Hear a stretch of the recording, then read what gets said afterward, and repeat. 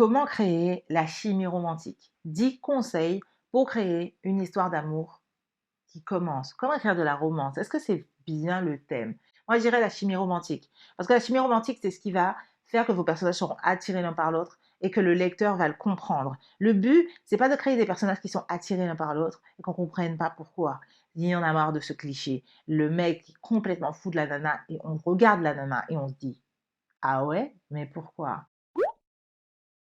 Salut à toi, si tu ne me connais pas, je m'appelle Priska, je suis coach en écriture depuis 2015. J'accompagne la femme à écrire le roman qui lui tient à cœur, le roman dont elle rêve, le roman qu'elle veut voir dans les rayons de la librairie et qu'elle veut tenir dans ses mains, qu'importe. Si tu n'es pas encore, je t'invite à t'abonner à cette chaîne, à activer les notifications pour être averti des prochaines vidéos, mais surtout, je t'invite à aller récupérer ton cadeau en description. Il s'agit d'un cahier d'exercice que j'ai créé qui est en vente sur Amazon, qui te permet de créer des personnages inoubliables. Je l'offre, je ne sais pas dans combien de temps je vais arrêter cette offre.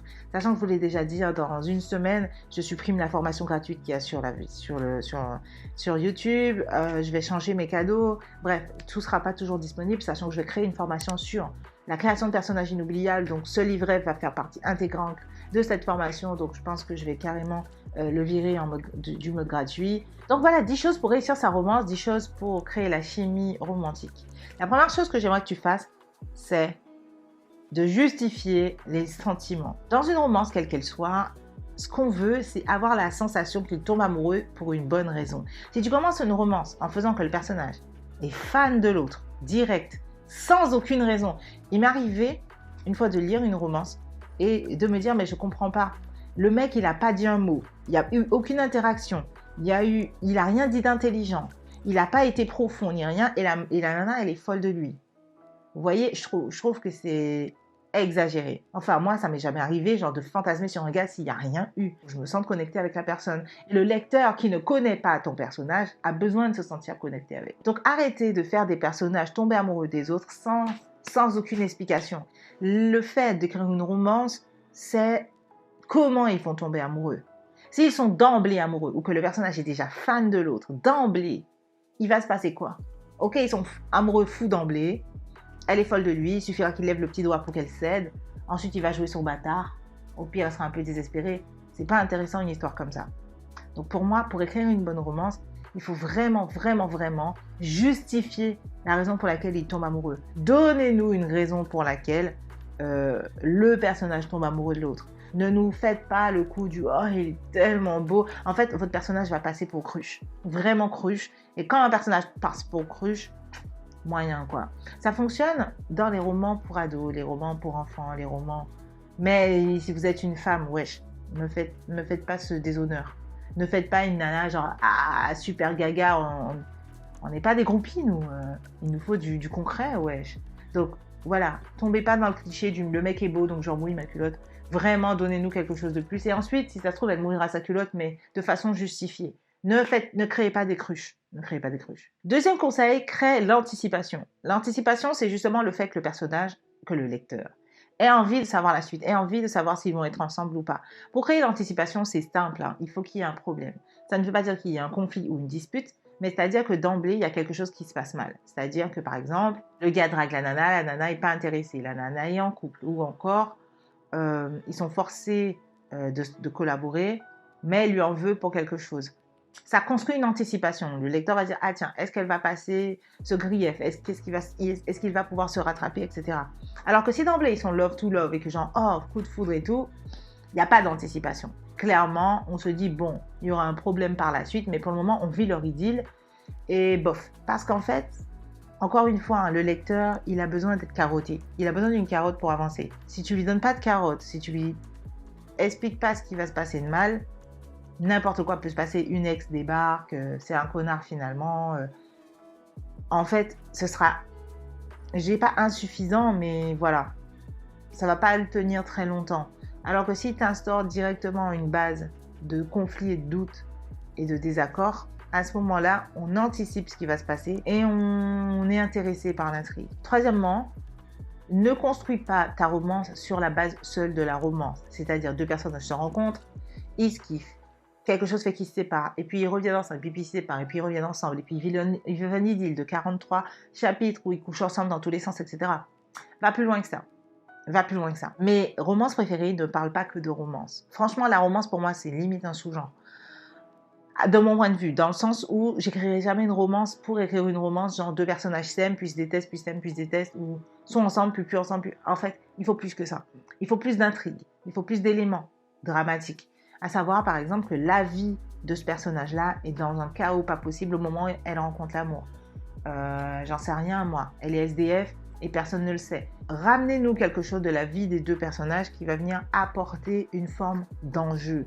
Quelque chose qui va mettre les personnages en danger. Parce que être amoureux et ne pas être amoureux, ça ne met personne en danger. Donc au final, il n'y a pas de tension dramatique. La seule tension, c'est vont-ils rester ensemble? Et à partir du moment où tu as étiré la question de ils sont ensemble pendant X temps et puis quelque chose va les séparer, ça manque de tension dramatique. Alors certes, ça se lit facilement pendant l'été, mais ça dépend du type de romance que tu as envie d'écrire. Moi, la romance que j'ai envie de te voir écrire va bien au-delà, bien au-delà du délire de ils sont amoureux, il est un petit peu bad boy, bisous bisous, etc. Et sort aussi du cliché des autres nanas qui viennent foutre la merde. En fait, vraiment, va chercher dans les personnages ce qui peut foutre la merde. Alors bon, un passé difficile pour le gars, ça c'est cliché, revu, mais pourtant ça fonctionne parce que c'est la réalité. Tu peux écrire une romance où le personnage n'a pas de passif très, très difficile. Mais pour le coup, que ce soit pour la nana ou pour le gars, ça rajoute énormément d'enjeux justement. Et c'est plus intéressant de travailler avec un passé difficile qu'avec un passé tout clean.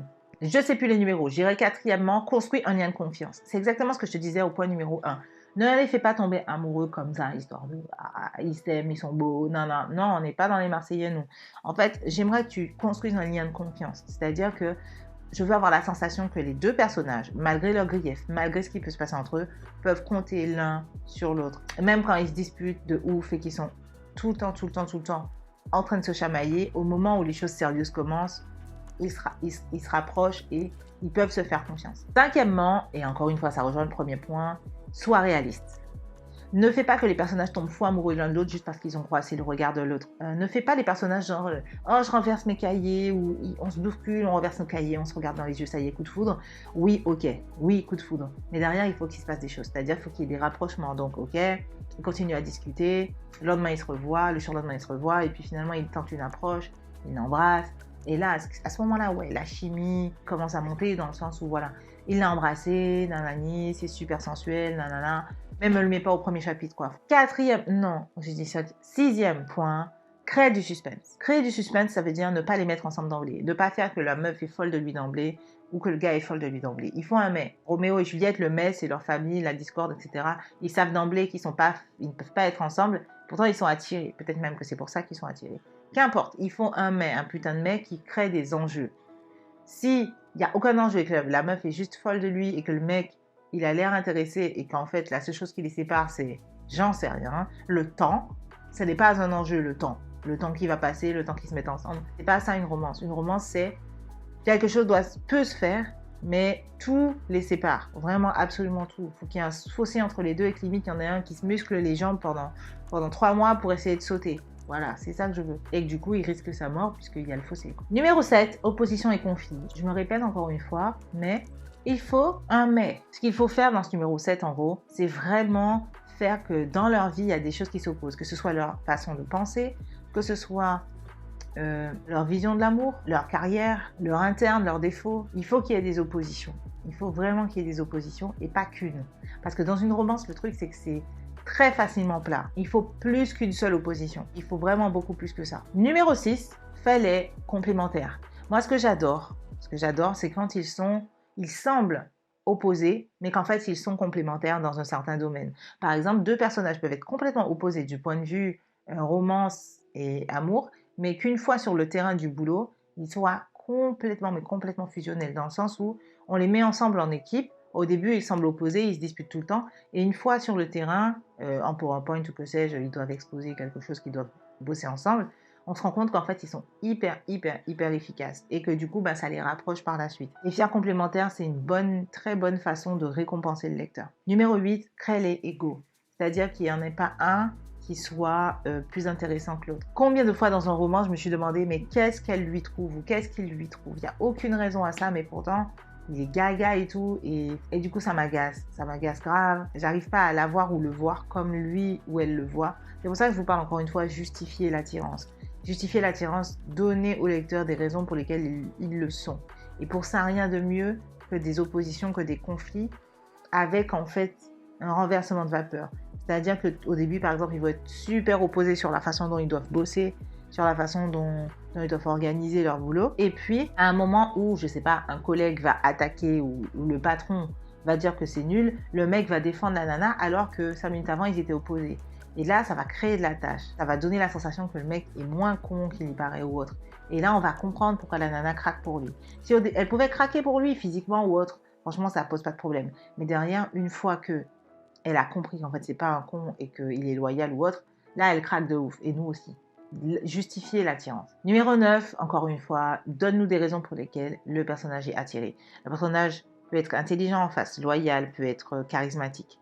Bon, charismatique, bof, bof, mais bon, ouais, ça peut y aller. Ça peut être un personnage qui est extrêmement libre, c'est-à-dire un personnage où il n'a aucune attache. Ça attire beaucoup les nanas parce que on est des nanas un peu sadomaso, je suppose, et on adore se dire que si on devient l'encre à son port, peut-être que ça voudra dire qu'on a une valeur, une grosse valeur, disons. Ça ne veut pas dire que ce sera un bad boy parce que Jack, par exemple, n'est pas un bad boy, mais le fait qu'il veuille, en tout cas qu'il s'attache à Rose, ça nous fait craquer parce que c'est un mec dont la liberté n'a pas de limite. C'est un mec où on a l'impression qu'en fait, il pourrait tout claquer du jour au lendemain parce que ça lui chante.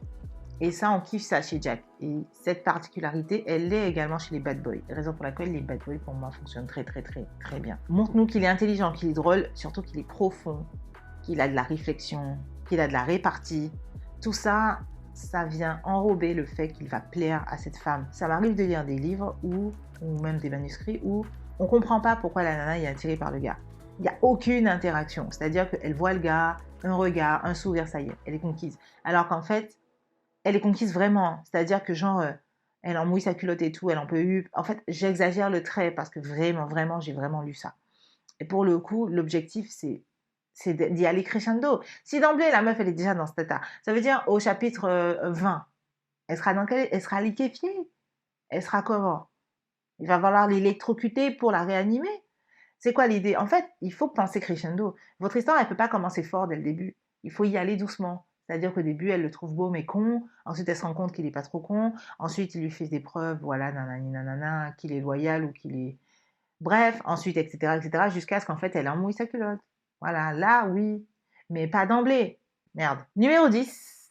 Donne-leur des intérêts communs. Alors, ça peut être un intérêt commun induit par le mec, ou quelque chose qui les force à travailler ensemble sur le long terme. Les intérêts communs, ça va nous donner énormément de moments propices au rapprochement. C'est aussi simple que ça, en fait. Et numéro 11, le sexe, ce n'est pas de l'amour, l'amour, ce n'est pas du sexe.